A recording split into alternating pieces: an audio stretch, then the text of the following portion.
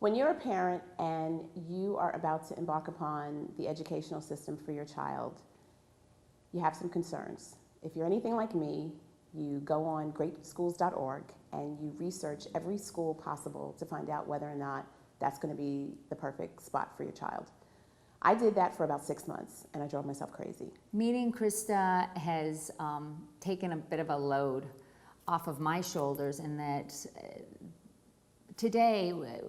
schools have changed so much, and the standardized testing and the parent communication and all the reports that are coming, they're mostly computer generated reports, tended to look like something I couldn't really recognize, and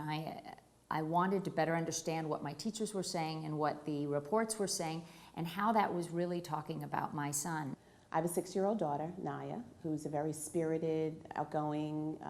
creative individual. And my concern was that I wanted to make sure that she was in an educational environment that was not only educational, but was also going to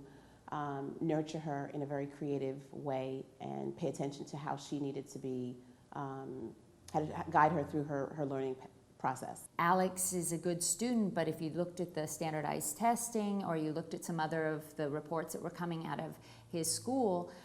I didn't recognize that as being, the results of my child's work. So by sitting down with Krista, I better understood a little bit after her explaining to me what they meant. In the end, my job is to work alongside parents,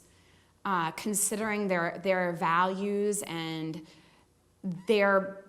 personal insight on their child, as well as my understanding as an instructional expert on what's going on in school, as well as behaviorally, and together come to solutions that will work for the child and his or her whole family. So if you're looking for someone that's going to kind of be there for you, be that sound voice that's going to give you sound information, resources, and then allow you to make that sound decision, I highly recommend Krista Both and her